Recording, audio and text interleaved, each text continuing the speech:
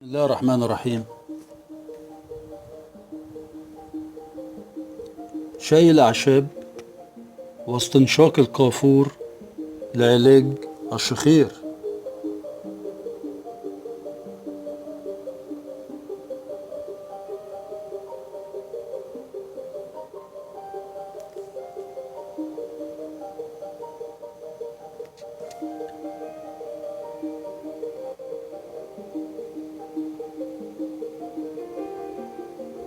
إن الشخير من المشاكل التي تسبب الإزعاج للكثيرين، ويمكن اللجوء للطبيعة لعلاج تلك المشكلة.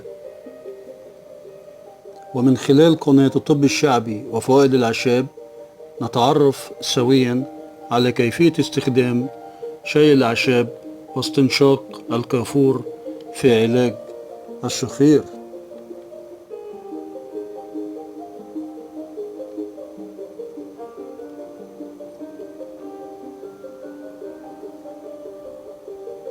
يتكون هذا الشاي من 3 مكونات أساسية تساعد في التقليل من مشكلة الشخير، وهذه المكونات هي الزنجبيل، القرفة، الكركم.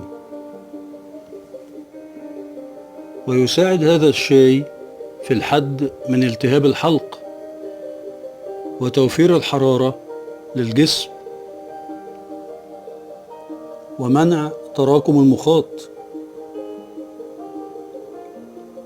كما يساعد على تقوية جهاز المناعة وتقليل مستويات السكر في الدم وتسريع عملية الأيض أو التمثيل الغذائي بسهولة. يمكنك شرب شاي الأعشاب بشكل يومي لتحسين صحتك.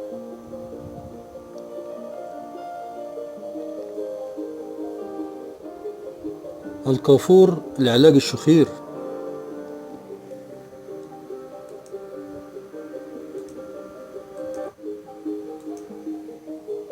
إن أوراق الأوكاليتوس أو الكافور هي علاج طبيعي شائع جدا لعلاج أمراض الجهاز التنفسي.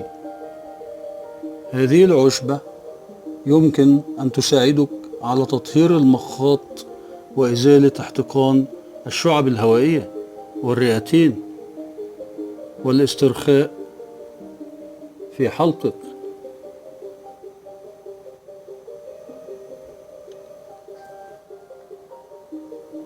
ويوصي الأطباء باستخدام الكافور بطريقتين مختلفتين: عن طريق التنفس مباشرة من خلال استنشاق بخار الماء المغلي في أوراق الكافور، وهذا الإجراء مناسب جدا للأشخاص الذين يعانون من الشخير المزمن ولديهم الكثير من انسداد التنفس في صورة زيت أساسي. إذا قمت بتخفيف هذا الزيت العطري في زيت نباتي، اللوز وزيت الزيتون وجوز الهند، فيمكنك دهنه على الحلق والصدر، حيث يساعد على علاج الشخير وتقليله إلى حد كبير.